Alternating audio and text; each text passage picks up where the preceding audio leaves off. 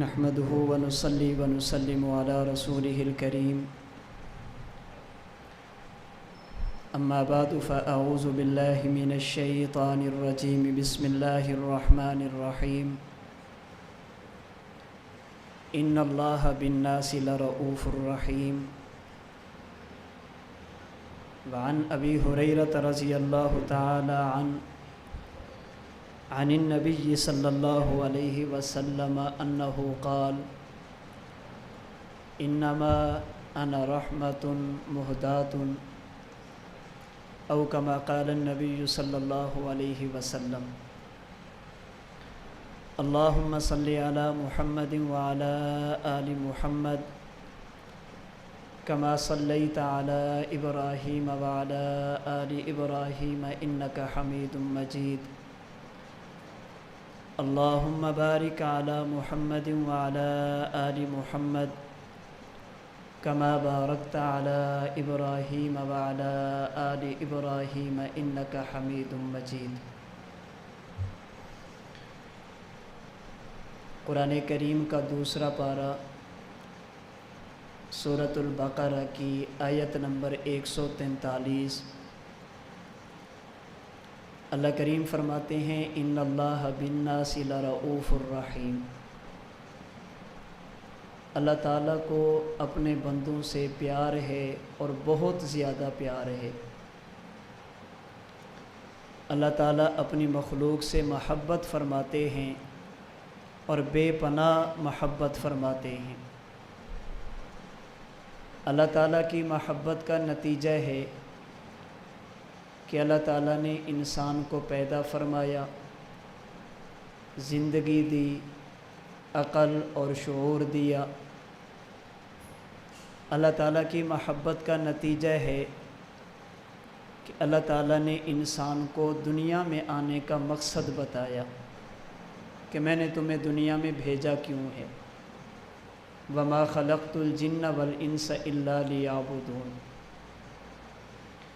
اللہ تعالیٰ کی محبت کا نتیجہ ہے کہ اس مقصد تخلیق کو کیسے ادا کیا جائے یہ بتانے کے لیے، سمجھانے کے لیے اللہ تعالیٰ نے انبیاء کرام علیہم السلام کو دنیا میں مبعوث فرمایا۔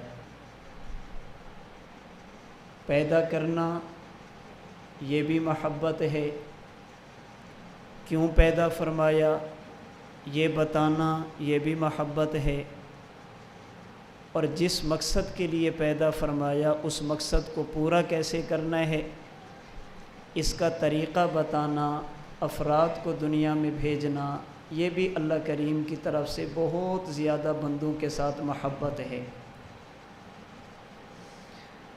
اللہ تعالیٰ نے سب سے آخر میں عبادت کا طریقہ بتانے کے لیے رسول اکرم صلی اللہ علیہ وسلم کو دنیا میں مبعوث فرمایا۔ رسول اکرم صلی اللہ علیہ وسلم کو دنیا میں بھیجنا یہ بھی اللہ تعالیٰ کی اپنے بندوں سے محبت کی علامت، نشانی اور دلیل ہے۔ اس لیے کہ جب کسی سے پیار اور محبت کی جاتی ہے تو پھر اپنی قیمتی اشیاء اور چیزیں وہ بطور تحفہ کے دی جاتی ہیں۔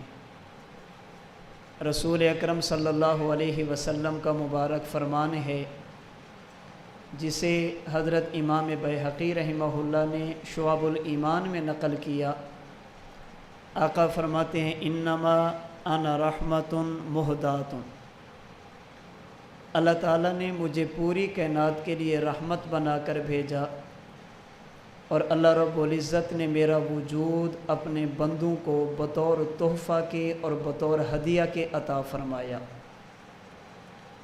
اور پھر اس نعمت کو عطا کرتے وقت اللہ رب العزت نے لقد من اللہ علی المؤمنین فرما کر اس نعمت کے بے مثال ہونے کی طرف اشارہ فرمایا۔ لفظ من عربی گرامر اور لغت کے مطابق اللہ کریم کی اس نعمت کو کہا جاتا ہے جو بے مثال ہو، جس کی نظیر اور مثال کائنات میں موجود نہ ہو۔ جیسے قرآن کریم نے اللہ تعالیٰ نے ایمان کے بارے میں من اللہ فرمایا، تو قرآن کریم میں اللہ کریم نے صاحب قرآن جناب محمد الرسول اللہ صلی اللہ علیہ وسلم کے بارے میں بھی من اللہ فرمایا۔ اس کا معنی یہ ہے جیسے اللہ کے خزانوں میں ایمان کا کوئی بدل نہیں ہے، اسی طرح اللہ کریم کے خزانوں میں رسول اللہ صلی اللہ علیہ وسلم کا بھی کوئی بدل موجود نہیں ہے۔ اللہ تعالیٰ نے نہ آپ سے پہلے، نہ آپ کے ہوتے ہوئے، اور نہ ہی آپ کے بعد اپنے محبوب جیسا کسی کو پیدا فرمایا، جسے شاعر مشرق علامہ اقبال رحمۃ اللہ علیہ نے اپنے ذوق کے مطابق یوں کہا کہ رخ مصطفیٰ ہے وہ آئینہ، اب ایسا دوسرا آئینہ، نہ ہماری بزم خیال میں، نہ دکان آئینہ ساز میں۔ رسول اکرم صلی اللہ علیہ وسلم جیسا مبارک وجود، پیغمبر کریم صلی اللہ علیہ وسلم جیسی مقدس ہستی اللہ کریم نے انسانیت کو عطا فرمائی۔ پھر آپ علیہ الصلاۃ والسلام کی برکت سے اللہ تعالیٰ نے اس امت کو بے شمار انعامات عطا فرمائے۔ ان انعامات کو دینے والے اللہ ہیں، اور انعامات کا وسیلہ بننے والے جناب رسول اللہ صلی اللہ علیہ وسلم ہیں۔ عطا خدا کی ہے، صدقہ، واسطہ اور وسیلہ، ذریعہ یہ آمینہ کے لال صلی اللہ علیہ وسلم کا ہے۔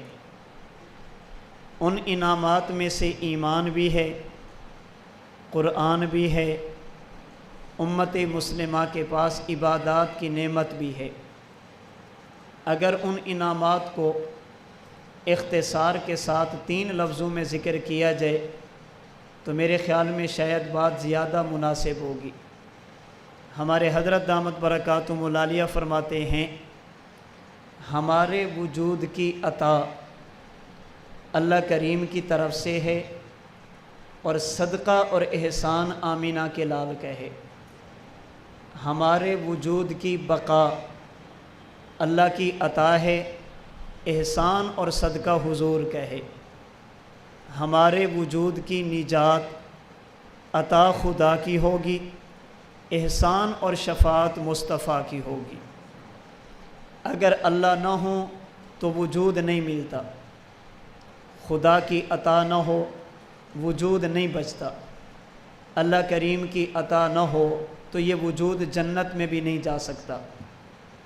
اگر اللہ کے محبوب پیغمبر صلی اللہ علیہ وسلم نہ ہوں تو وجود نہیں ملتا، اگر ہمارے پیغمبر نہ ہوں تو وجود نہیں بچتا، اگر ہمارے پیغمبر نہ ہوں تو خدا کی جنت بھی نہیں ملتی۔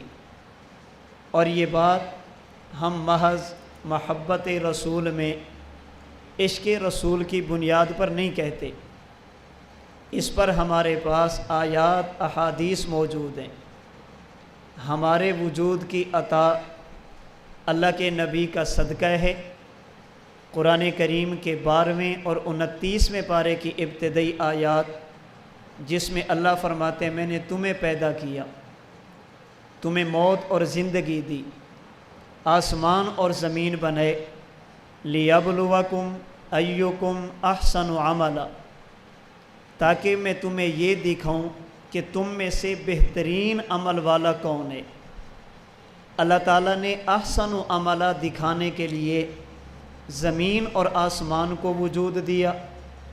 زمین اور آسمان کے بعد اللہ نے اپنی مخلوق اور انسان کو وجود دیا، اور مولانا قاسم نانوتوی رحمۃ اللہ علیہ کی تحقیق کے مطابق، جس کی طرف قاضی ثناء اللہ پانی پتی رحمۃ اللہ علیہ نے تفسیر مظہری میں، مفتی اعظم پاکستان مفتی محمد شفیع عثمانی نے تفسیر معارف میں اشارہ فرمایا، احسن عملہ جسے دکھانے کے لیے اللہ نے پوری کائنات کو بنایا وہ ہمارے پیغمبر ہیں۔ اس کا معنی یہ، اگر حضور نہ ہوتے تو آسمانوں اور زمینوں کو وجود نہ ملتا، آسمان اور زمین نہ ہوتے تو ہمیں بھی وجود نہ ملتا۔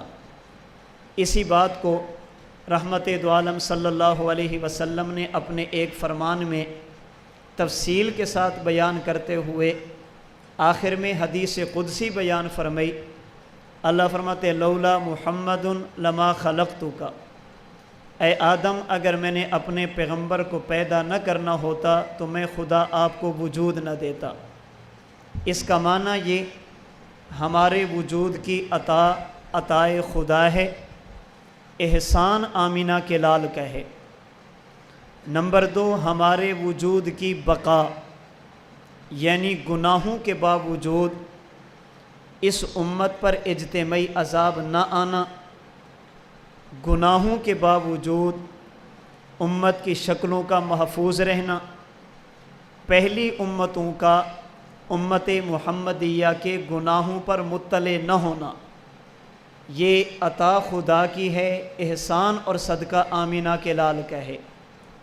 اللہ تعالیٰ قرآن کریم کی سورہ انفال آیت نمبر 33 میں فرماتے ہیں وَمَا كَانَ اللَّهُ لِيُعَذِّبَهُمْ وَأَنْتَ فِيهِمْ، اے میرے محبوب یہ جو آپ کی امت عذاب سے بچی ہے یہ آپ کی وجہ سے بچی ہے، اگر آپ نہ ہوتے مَا تَرَكَ عَلَى ظَهْرِهَا مِن دَابَّةٍ، میں ان میں سے کسی کو بھی زمین پہ نہ چھوڑتا۔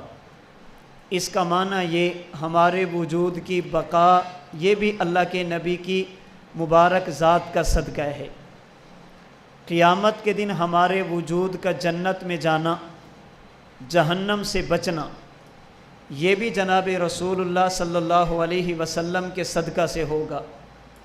اللہ کے نبی صلی اللہ علیہ وسلم فرماتے ہیں مختلف روایات، قیامت کے دن حافظ قرآن 10 بندوں کی شفاعت کرے گا، قیامت کے دن علماء متبعین کی سفارش کریں گے، قیامت کے دن شہداء 70 بندوں کی سفارش کریں گے، قیامت کے دن نابالغ اولاد والدین کی سفارش کرے گی، قیامت کے دن نیک اعمال عاملین کی سفارش کریں گے، انا فرۃ من لا فرۃ لہ، اور جسے قیامت کے دن سفارش کر کے جہنم سے نکلوا کر جنت میں داخل کروانے والا کوئی نہیں ہوگا، اس کی سفارش میں محمد خود کروں گا۔ اللہ کے نبی صلی اللہ علیہ وسلم نے فرمایا اللہ نے میرے ساتھ وعدہ فرمایا کہ اللہ مجھے راضی کریں گے، اذن لا ارضى وواحد من امتی فی النار، میں محمد اللہ سے اس وقت تک راضی نہیں ہوں گا جب تک میری ساری کلمہ پڑھنے والی امت جنت میں نہیں جائے گی۔ اللہ نے اپنا نبی عطا فرمایا، پھر نبی کی برکت سے ہمیں وجود دیا، اللہ نے اپنے نبی کی برکت سے ہمارے وجود کو بچایا، اور اللہ اپنے نبی کی برکت سے قیامت کے دن جنت کا داخلہ بھی نصیب فرمائیں گے۔ رحمت دو عالم صلی اللہ علیہ وسلم کے دنیا سے تشریف لے جانے کے بعد اللہ تعالیٰ نے محبت کا، رحمت اور پیار کا سلسلہ منقطع نہیں فرمایا۔ اللہ نے نبی اور امتی کا رابطہ وفات کے ساتھ ختم نہیں فرمایا، یہ بھی پیغمبر کی امت کے ساتھ اللہ کی محبت ہے۔ میں اور آپ اگر آج بھی اپنے نبی سے تعلق رکھنا چاہیں، روحانی رابطہ کرنا چاہیں، قرآن و سنت نے اس کی 3 صورتیں بتائی ہیں۔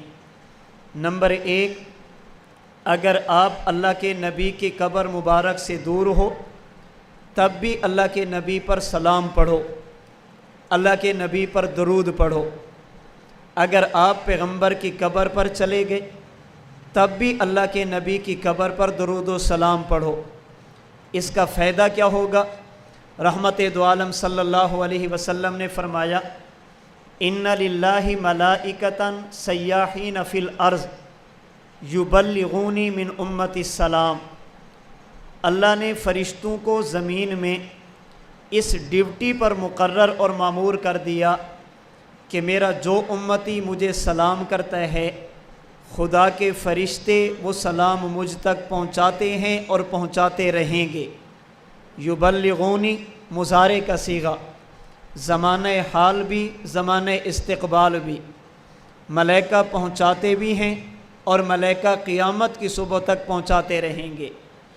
फरमाया मा मिन अहदिन युसल्लिमु अलैया इल्ला रद्दल्लाहु अलैया रूही हत्ता अरुद्द अलैहि सलाम। जब कोई मेरा उम्मती मुझे सलाम करता है, अल्लाह मेरी रूह को मेरी तरफ मुतवज्जे फरमाते हैं और मैं मुहम्मद उनके सलाम का जवाब देता हूँ। मन सल्ला अलैया इंद क़ब्री समीतुहु व मन सल्ला अलैया मिन बईदिन उलिमतुहु व फ़ी रिवायतिन उबलिगतुहु। अगर कोई बंदा मेरी कब्र पर आकर सलाम पढ़ेगा, अल्लाह बराह रास्त मुझे सुना देंगे, दूर से पढ़ेगा, फ़रिश्तों के ज़रिए अल्लाह मुझ तक पहुँचा देंगे। ये खुदा की महब्बत और प्यार है कि नबी के दुनिया से जाने के बाद भी उम्मती अगर पैगंबर से राबता रूहानी तौर पर क़ायम करना चाहे, वो दरूद पाक के ज़रिए, सलात और सलाम के ज़रिए राबता क़ायम कर सकता है। नंबर 2, अल्लाह के रसूल सल्लल्लाहु अलैहि वसल्लम से राबते की दूसरी सूरत, जिसे कुरान करीम के 5वें पारा सूरह निसा की आयत नंबर 64 में और इमाम बुखारी रहमतुल्लाह अलैह के उस्ताद इमाम अबू बकर इब्न अबी शैबा की लिखी हुई किताब मुसन्नफ़ इब्न अबी शैबा में नकल किया गया, वो है अल्लाह के नबी की कब्र मुबारक पर जाकर अल्लाह के नबी की खिदमत में ये दरख्वास्त करना कि हुजूर आप दुआ फरमाएं, अल्लाह करीम मेरी मग़फ़रत फ़रमा दें। आप दुआ फरमाएं, अल्लाह करीम मेरी मुश्किलात को आसान फरमा दें। अल्लाह के नबी से दुआ की दरख्वास्त करना, जिसे शरीयत की ज़ुबान में इस्तिश्फ़ा इंद क़ब्रिन नबी सल्लल्लाहु अलैहि वसल्लम कहा जाता है। सूरह निसा की आयत नंबर 64 और मुसन्नफ़ इब्न अबी शैबा की रिवायत के मुताबिक जब उम्मती अल्लाह के नबी की खिदमत में हाज़िर होकर पैगंबर से दुआ की दरख्वास्त करता है, अल्लाह के नबी उसके हक़ में दुआ के लिए हाथ उठाते हैं और अल्लाह अपने नबी को हाथों को खाली नहीं लुटाते, अल्लाह उम्मती के हक़ में पैगंबर की दुआ को कबूल फरमाते हैं।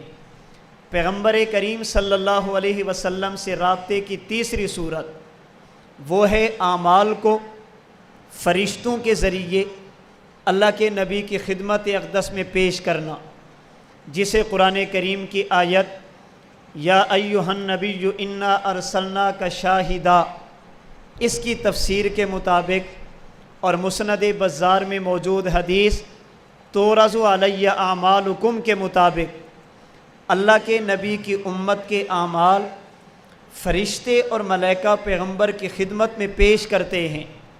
अल्लाह के नबी उम्मत के अच्छे आमाल को देखकर अल्लाह का शुक्र अदा फरमाते हैं और बुरे गुनाहगार वाले आमाल को देखकर अल्लाह के नबी उम्मत के हक़ में बख्शिश की दुआ और इस्तिग़फ़ार फरमाते हैं। तो ये अल्लाह का अपने नबी की उम्मत से प्यार है। अल्लाह ने ज़िंदगी दी, ये भी महब्बत, ज़िंदगी क्यों दी ये बताया, ये भी महब्बत। उस मकसद तख्लीक को पूरा कैसे करें, इसके लिए फ़र्द अता फ़रमाया, अफराद अता फ़रमाए, ये भी महब्बत। फिर उस फ़र्द मुतलक, फ़र्द कामिल नबीयुल अंबिया की बरकत से अल्लाह ने उम्मत को नेमतें अता फ़रमाई, ये भी महब्बत का नतीजा। और इससे बढ़कर महब्बत, अल्लाह ने ये महबूब पैगंबर बतौर हदिया के हमें क्यों दिया, अल्लाह ने ये भी बता दिया कि ये पैगंबर मैंने तुम्हें दिया क्यों है। नबी का देना ये भी महब्बत है और साथ ये बता देना कि मैंने ये पैगंबर तुम्हें दिया क्यों, ये तोहफ़ा, ये हदिया, ये हिबा मैंने तुम्हें दिया क्यों, अल्लाह ने ये भी बता दिया। अल्लाह ने अपना नबी हमें क्यों अता फ़रमाया, पैगंबर के आने का मकसद क्या है। कुरान करीम की आयात की रोशनी में पैगंबर के दुनिया में आने के 2 मकसद हैं। नंबर 1, पैगंबर से प्यार और महब्बत करना। नंबर 2, अल्लाह के नबी की इताअत پیغمبر کی اتباع اور پیغمبر کی پیروی کرنا، یہ دو مقصد ہیں جن کے لیے اللہ نے اپنا محبوب پیغمبر ہمیں عطا فرمایا۔ اب محبت کی تفصیل میں جائیں تو کئی باتیں نکلیں گی، اطاعت کی تفصیل میں جائیں تو بہت ساری باتیں آئیں گی۔ میں نے خلاصہ عرض کر دیا اللہ نے نبی کیوں دیا۔ نمبر 1، امت اپنے نبی سے پیار کرے، امت اپنے نبی سے محبت کرے، جسے قرآن کریم سورۃ الفتح پارہ نمبر 26 آیت نمبر 8 اور 9 اللہ فرماتے انا ارسلناک شاہدا ومبشرا ونذیرا لتؤمنوا باللہ ورسولہ وتعزروہ وتوقروہ، میں نے تمہیں اپنا نبی اس لیے دیا تاکہ تم ایمان لانے کے بعد میرے نبی کا ادب اور احترام کرو، میرے نبی کی تعظیم اور توقیر کرو۔ پھر اللہ نے اس تعظیم کی تفصیل مختلف آیات میں بیان فرمایا لا تقدموا بین یدی اللہ ورسولہ، میرے پیغمبر سے آگے مت بڑھنا۔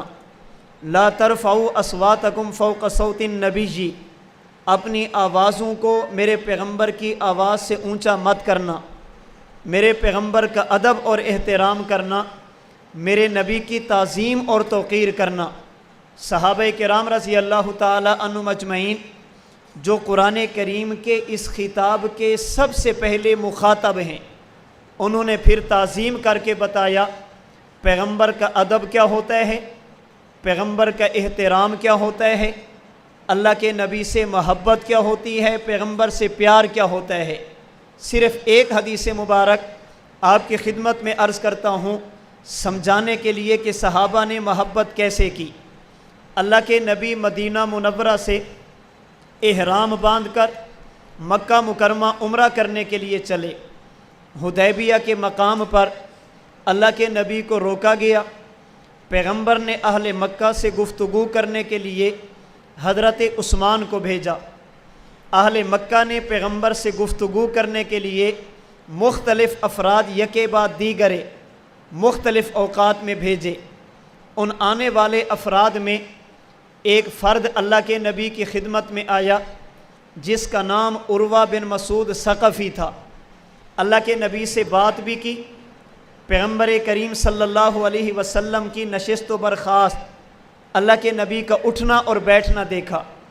جب یہ واپس گیا، اس نے واپس جا کر اہل مکہ سے پوچھا مکہ والو یہ بتاؤ محمد بن عبداللہ کے بارے میں تمہارا ذہن کیا ہے، انہوں نے نبوت کا دعویٰ کیوں کیا، تمہاری مخالفت کے باوجود اپنی دعوت جاری رکھی، تم نے تکلیفیں دی وہ پھر بھی بڑھتا رہا، تم نے علاقہ چھوڑنے پر مجبور کر دیا وہ پیغمبر پھر بھی ڈٹ کر کھڑا ہے، بدر اور احد کی جنگیں لڑی گئی وہ پیغمبر پھر بھی 1 انچ پیچھے نہیں ہٹا، یہ پیغمبر یوں ڈٹ کے کیوں کھڑا۔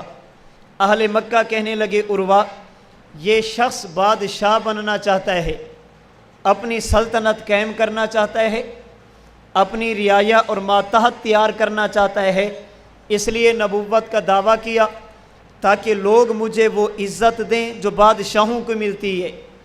عروہ بن مسعود کہنے لگا یہ تمہاری غلط فہمی ہے، اللہ کے نبی صلی اللہ علیہ وسلم یہ بادشاہت کے طلبگار نہیں، یہ جسموں پر حکومت کرنے والا فرد نہیں، یہ زندگیاں بدلنے والا فرد ہے، اس نے دلوں کی کایا پلٹ کر دیکھی ہے۔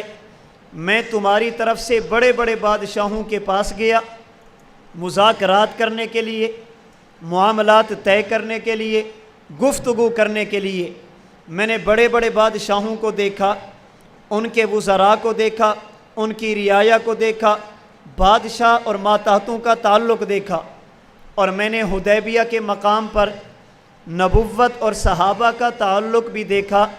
اللہ کی قسم یہ بندہ بادشاہ نہیں، یہ بادشاہت کا طلبگار نہیں، یہ اپنی رعایا نہیں بنانا چاہتا۔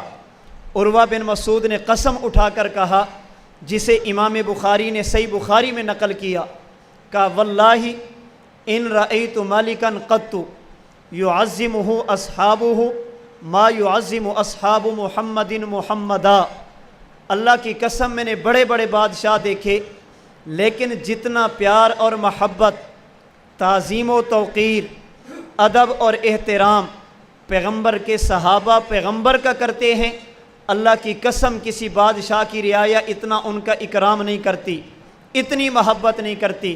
کہنے والوں نے کہا عروہ، بادشاہوں کے آنے پر رعایا کھڑی ہو جاتی ہے، بادشاہوں کے آنے پر لوگ سجدے بھی کرتے ہیں، کیا محمد کے صحابہ بھی محمد کو سجدہ کرتے ہیں؟ اس نے کہا یہاں بات سجدے کی نہیں، بات سجدوں سے آگے چلی گئی۔ کھڑا ہونا خوشامد میں ہو سکتا ہے، کسی کو تعظیماً سجدہ کرنا اس کی رضا دلجوئی کے لیے یا دنیاوی مفاد کے لیے ہو سکتا ہے۔ میں نے جو نبی اور صحابہ کا تعلق دیکھا یہ بادشاہ اور رعایا کا نہیں۔ انہوں نے کہا جی کیا معنی؟ کہا میں نے بادشاہوں کو دیکھا، اگر وہ تھوک ڈال دیں، سجدہ کرنے والے بادشاہ کے تھوک کو دیکھنے کے لیے بھی تیار نہیں۔ اس نے پھر قسم اٹھا کر کہا واللہ ما تنخم نخامۃ الا وقعت فی کف رجل منہم فدلک بها وجہہ وجلدہ۔ اللہ کے نبی نے اگر مبارک لعاب ڈالا، صحابہ نے پیغمبر کے لعاب کو زمین پہ نہیں جانے دیا، صحابہ نے ہاتھوں پہ لیا، کسی کا بس چلا لعاب کو اپنے چہرے پر ملا، کسی کا بس چلا تو لعاب کو اپنے جسم پر ملا۔ اللہ کے نبی نے اگر بال کٹوائے، صحابہ نے نبوت کے بالوں کو زمین پر نہیں گرنے دیا۔ پیغمبر نے اگر وضو فرمایا، پیغمبر کے جسم سے لگنے والے پانی کے قطرے صحابہ نے زمین پر نہیں گرنے دیے۔ اللہ کے نبی جب تک خاموش ہوں وہ پیغمبر کو دیکھتے ہیں، اور جب پیغمبر بات شروع کر دیں صحابہ کی آوازیں خاموش، صحابہ کی گردنیں جھک جاتی ہیں۔ اس لیے میرا مشورہ ہے اس بندے کو تسلیم کر لو، یہ دنیا کی کایا پلٹنے والا فرد ہے، یہ بادشاہت کا، سلطنت کا، رعایا اور حکومت کا طلبگار نہیں۔ اللہ نے ہمیں پیغمبر عطا فرمایا تاکہ ہم اپنے نبی سے پیار کریں، اپنے نبی سے محبت کریں۔ کتنی کریں؟ اللہ قرآن میں فرماتے ہیں سورۃ الاحزاب آیت نمبر 6، النبی اولیٰ بالمؤمنین من انفسہم، اپنی جان سے بھی زیادہ اپنے نبی سے پیار کرو، جسے اللہ کے نبی نے ان الفاظ میں بیان فرمایا لا یؤمن احدکم حتی اکون احب الیہ من والدہ وولدہ والناس اجمعین۔ پیغمبر اللہ نے کیوں دیا؟ سب سے پہلا مقصد ہم اپنے نبی سے محبت کریں اور ٹوٹ کر کریں، اپنے نبی سے پیار کریں اور ٹوٹ کر کریں۔ اور یہ محبت رسول کیسی عجیب چیز ہے، بندہ گناہ گار سے بھی گناہ گار ہو، جس بندے کے دل میں محبت رسول کے جملے، محبت رسول موجود ہوگی، اللہ اور اللہ کے رسول کے ہاں اس کا مقام کیا۔ آج نماز ظہر کے بعد ہمارے حضرت دامت برکاتہم العالیہ ہمیں ایک حدیث مبارک سنا رہے تھے، اور اس کے ضمن میں بہت ساری باتیں ایسی ہمیں سمجھا رہے تھے بطور سبق کے، اگر وہ سمجھ آ جائیں اللہ کی قسم گناہ گاروں سے نفرت نہیں کی جائے گی، پھر گناہ گاروں کی اصلاح کی فکر کی جائے گی۔ اللہ کے نبی کا ایک صحابی کسی گناہ کا مرتکب ہو گیا، اللہ کے نبی نے صحابی پر حد جاری فرمائی گناہ کی وجہ سے، اس لیے کہ ہمارا عقیدہ ہمارے پیغمبر معصوم ہیں اور خاتم المعصومین ہیں۔ اللہ نے عصمت کو پیغمبر پر ختم فرما دیا۔ پیغمبر کے صحابہ محفوظ تو ہیں، معصوم نہیں، ان سے غلطیاں ہو سکتی ہیں، لیکن اللہ کریم ان غلطیوں پر قیامت کے دن ان کا مواخذہ نہیں فرمائیں گے۔ ادھر صحابی پر حد لگی، ادھر کسی اور صحابی نے جملہ کہا، صحابی کے بارے میں کوئی بات ایسی کی جو نہیں کہنی چاہیے تھی۔ اللہ کے محبوب پیغمبر نے صحابی کو روکا، فرمایا میاں تم نے اس کے جرم کو دیکھا، گناہ کو دیکھا، اس وجہ سے جملہ کہا، یہ جملہ کبھی نہ کہنا۔ کیوں؟ فرمایا اس لیے کہ میرا یہ صحابی خدا سے بھی پیار کرتا ہے، مصطفیٰ سے بھی پیار کرتا ہے، اس کے دل میں اللہ کی محبت بھی موجود، میری محبت بھی موجود ہے۔ گناہ ہو گیا وہ اس کا اور خدا کا معاملہ، تمہیں یہ حق حاصل نہیں، تم اس کے گناہ پر اسے تانا دو، اس کے گناہ پر اس کے بارے میں ایسی باتیں کرو۔ تو سب سے پہلا کام اللہ نے ہمیں نبی کیوں دیا؟ ہم اپنے نبی سے محبت کریں۔ نمبر 2، ہم اپنے پیغمبر کی اطاعت کریں۔ اللہ کے نبی کیوں ہے؟ اللہ نے مقصد بیان فرمایا، میرے نبی کی اطاعت کرو۔ قرآن کریم سورہ نساء آیت نمبر 64، وما ارسلنا من رسول الا لیطاع باذن اللہ۔ قرآن کریم 26واں پارہ سورۃ الفتح آیت نمبر 9، لتؤمنوا باللہ ورسولہ، میں نے پیغمبر اس لیے دیا تاکہ تم اپنی اصلاح کرو، نبی اس لیے دیا تاکہ تم ایمان لے آؤ، پیغمبر اس لیے دیا تاکہ تم میرے نبی کی اطاعت کرو۔ اطاعت میں کلمہ بھی ہے، اطاعت میں عبادت بھی ہے، اطاعت میں اخلاق بھی ہیں، اطاعت میں معاشرت بھی ہے، اطاعت میں معاملات بھی ہے، جنہیں ہمارے حضرت دامت برکاتہم العالیہ اپنے الفاظ میں یوں بیان فرماتے ہیں، نبی کے آنے کا مقصد ہم پورے دین میں اپنے پیغمبر کی اطاعت کریں۔ اگر بات ایمانیات کی ہے، اعتقادات، ہم ان کی اصلاح کریں، بات عبادات کی ہے ہم اصلاح کریں، بات عادات کی ہے ہم اصلاح کریں، بات معاشرات کی ہے ہم اصلاح کریں، اور بات معاملات کی ہے ہم اصلاح کریں۔ اللہ نے نبی کیوں دیا؟ تاکہ ہم نبی کی اطاعت کریں۔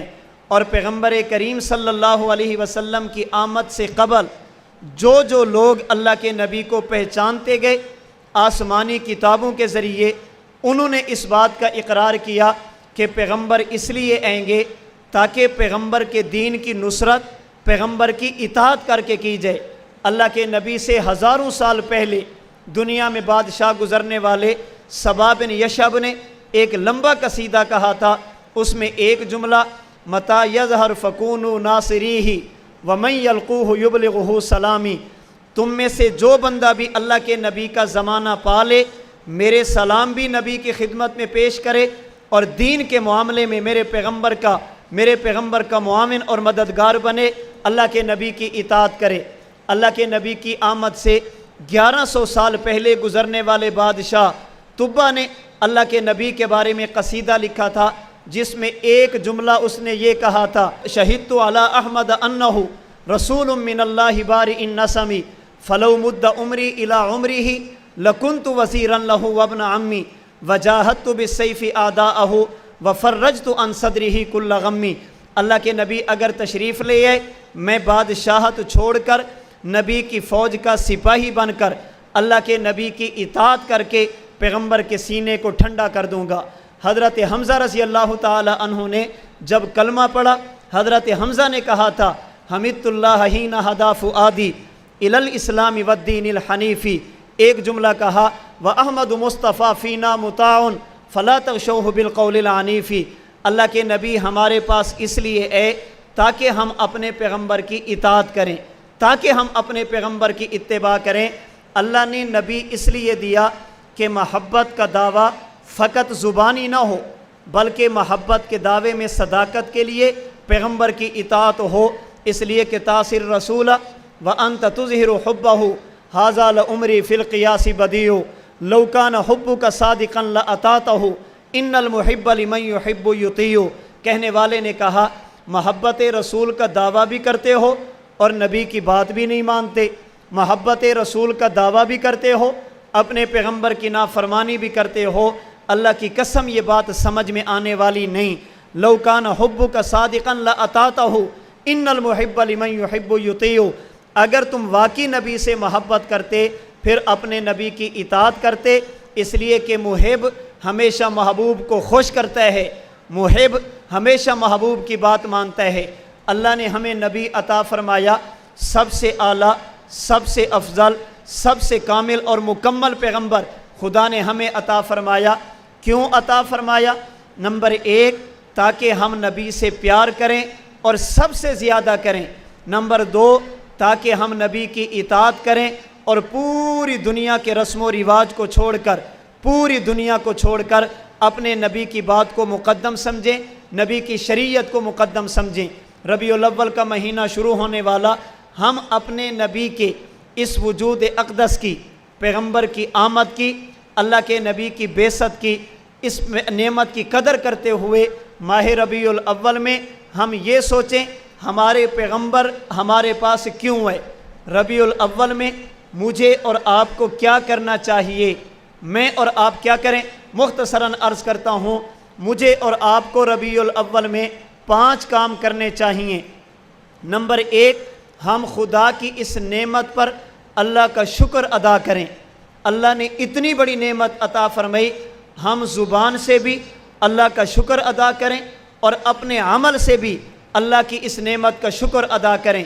قرآن کریم میں اللہ تعالیٰ نے فرمایا، جہاں پر نبی کی بعثت کا مقصد ذکر فرمایا تسبحوہ بکرۃ و اصیلا، میں نے یہ پیغمبر تمہیں اس لیے دیا تاکہ تم صبح اور شام مجھے یاد کرو، تاکہ میری اس نعمت کی قدر کرو، اس پر میرا شکر ادا کرو۔ نمبر 2، ماہ ربیع الاول میں اور آپ کیا کریں؟ دوسرا کام، اپنے نبی کی سیرت کو پڑھیں، اپنے پیغمبر کی سیرت کا مطالعہ کریں، اپنے پیغمبر کی زندگی کو دیکھیں۔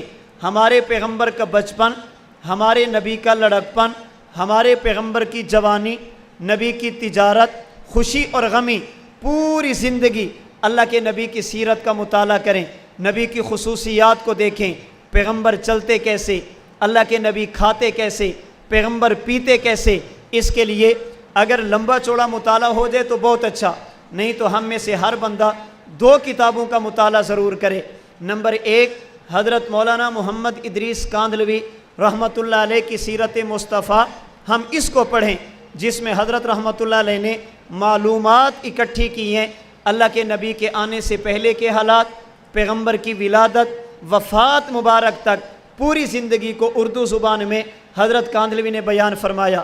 اور نمبر 2، حضرت دامت برکاتہم العالیہ استاد محترم کی کتاب زبدۃ الشمائل، ہم ان 2 کتابوں کا مطالعہ کریں، اپنے گھر میں رکھیں، اپنے بچوں کو بتائیں ہمارے پیغمبر کون تھے، ہماری اپنی اولاد کو بتائیں ہمارے نبی کون تھے، ہمارے نبی کی سیرت کیا تھی۔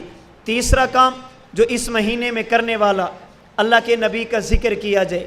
ذکر رسول ربیع الاول کے ساتھ خاص نہیں، لیکن چونکہ اللہ کے نبی کی آمد ہے، پیغمبر کی مبارک بعثت ہے، اس لیے اس مناسبت سے اللہ کے نبی کا ذکر کیا جائے۔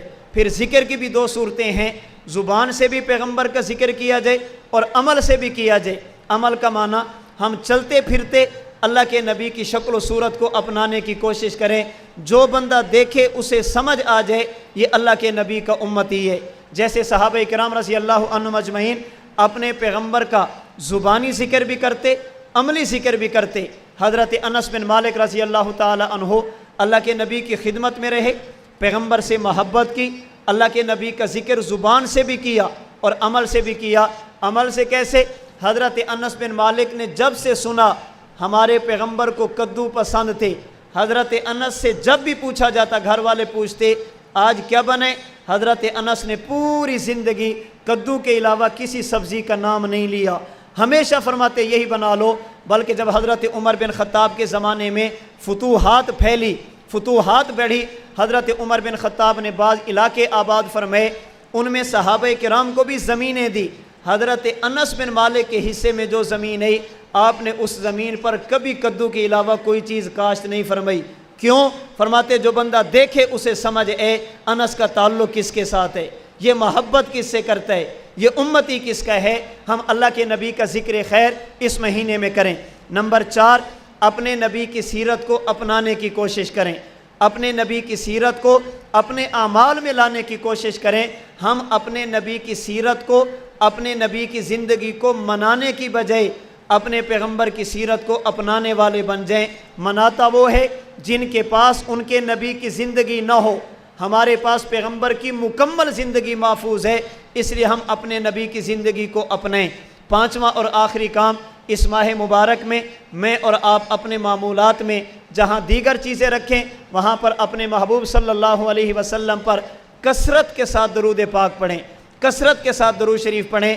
ماہ ربیع الاول میں اپنے محبوب کی آمد پر اللہ کا شکر ادا کریں، پیغمبر کی سیرت کا مطالعہ کریں، اللہ کی اس نعمت پر اپنے محبوب کا ذکر کریں۔ نمبر 4، اپنے محبوب کی سیرت کو اپنائیں، اور نمبر 5، درود شریف کی کثرت کریں۔ اور اس سے بڑھ کر ہم یہ سمجھیں اللہ نے یہ نعمت ہمیں کیوں عطا فرمائی، ہم اپنے نبی سے محبت بھی کریں اور سب سے زیادہ کریں، اور اپنے پیغمبر کی اطاعت بھی کریں، سب سے زیادہ کریں۔ محبت کے بغیر بھی کسی بندے کے ایمان کا اعتبار نہیں۔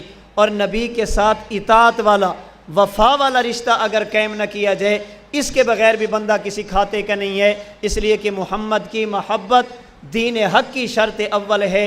اگر اس میں ہو کچھ خامی تو سب کچھ نامکمل ہے، اور رشتہ ہو نہ قائم جو محمد سے وفا کا، پھر مرنا بھی بیکار، جینا بھی اکارت۔ اللہ کریم مجھے اور آپ کو اپنے محبوب صلی اللہ علیہ وسلم کی سیرت کو اپنی عملی، اعتقادی، اخلاقی، معاشرتی اور معاملاتی زندگی میں لانے کی توفیق عطا فرمائے۔ وآخر دعوانا ان الحمد للہ رب العالمین۔